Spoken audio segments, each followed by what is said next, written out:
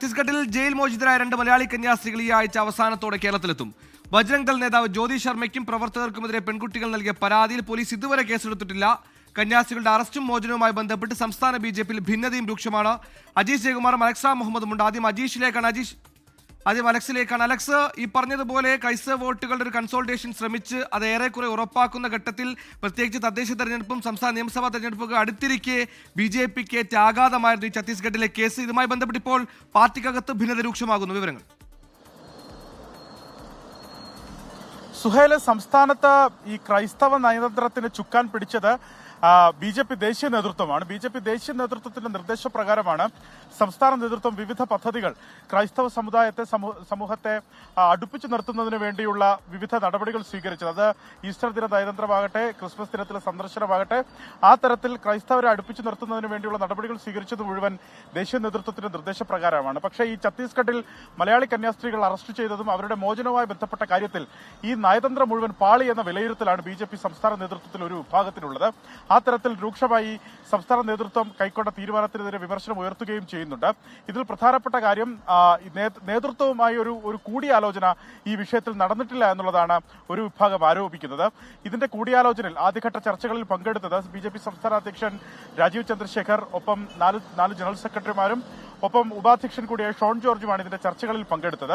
അതിൽ M T രമേശും പങ്കാളിയായിരുന്നു. പക്ഷേ RSS ഈ വിഷയത്തിൽ സംസ്ഥാന ബി.ജെ.പി. നേതൃത്വത്തിനെതിരെ കടുത്ത ഭിന്നതയിലേക്ക് RSS തന്നെ കടുത്ത ശബ്ദമുയർത്തി രംഗത്ത് വന്ന പശ്ചാത്തലത്തിൽ എം ടി രമേശ് അതിൽ നിന്ന് പിന്മാറുന്ന സാഹചര്യമുണ്ടായി. ഇപ്പോൾ ഈ വിഷയം, അതായത് നിലവിൽ ബി.ജെ.പി. സംസ്ഥാന നേതൃത്വത്തിന്റെ ഈ നയതന്ത്ര പാളി കൂടിയാലോചന നടന്നില്ല.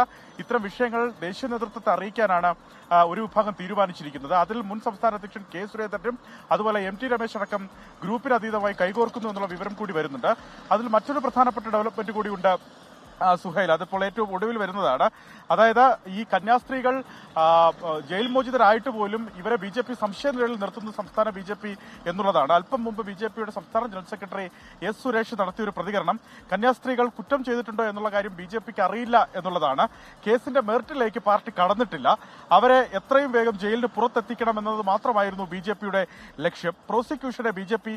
ഇക്കാര്യങ്ങൾ ധരിപ്പിക്കുകയായിരുന്നു. അതായത് ഛത്തീസ്ഗഡിലെ പ്രോസിക്യൂഷനെ സംസ്ഥാന ബി.ജെ.പി. ഇക്കാര്യങ്ങൾ ധരിപ്പിക്കുകയായിരുന്നു എന്നാണ് എസ് സുരേഷ് വ്യക്തമാക്കിയിരിക്കുന്നത്.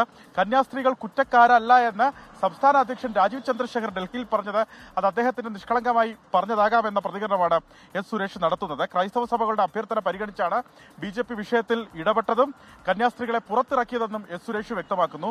മറ്റൊരു പ്രധാനപ്പെട്ട പ്രതികരണം വന്നിട്ടുള്ളത് ഷോൺ ജോർജിന്റെ ഭാഗത്തു നിന്നാണ്. അദ്ദേഹം ബി.ജെ.പിയുടെ സംസ്ഥാന ഉപാധ്യക്ഷനാണ്. അദ്ദേഹം പറയുന്നത് കന്യാസ്ത്രീകൾ അറസ്റ്റിലായതുമായി ബന്ധപ്പെട്ട് സംസ്ഥാനത്ത് ക്രൈസ്തവ സഭകൾ നടത്തിയ പ്രതിഷേധങ്ങൾക്കു പിന്നിൽ തീവ്രവാദ ശക്തികൾ നുഴഞ്ഞു കയറിയിട്ടുണ്ട് എന്നുള്ളതാണ്. SDPI അതുപോലെ ജമാഅത്ത് ഇസ്ലാമി പോലുള്ള തീവ്രവാദ സംഘടനകൾ ഈ പ്രതിഷേധങ്ങളിൽ നുഴഞ്ഞു കയറിയിട്ടുണ്ടെന്നുള്ളൊരു ഗൗരവപരമായ ഒരു കാര്യം കൂടി, ഒരു ആരോപണം കൂടി ഷോൺ ജോർജ് ഉന്നയിക്കുന്നുണ്ട്. ഇതിൽ എന്താണെങ്കിലും മറുപടി പറയുക ഒരുപക്ഷെ ക്രൈസ്തവ സഭയായിരിക്കും. അതിൽ ഏറ്റവും കൂടുതൽ പ്രതിസന്ധിയിലാകുക അല്ലെങ്കിൽ ആ നയതന്ത്രം മുഴുവൻ പാളിയമട്ടിലേക്ക് എത്തുക ബി.ജെ.പിയുടെ സംസ്ഥാന ഘടകവുമാണ്. സുഹേ.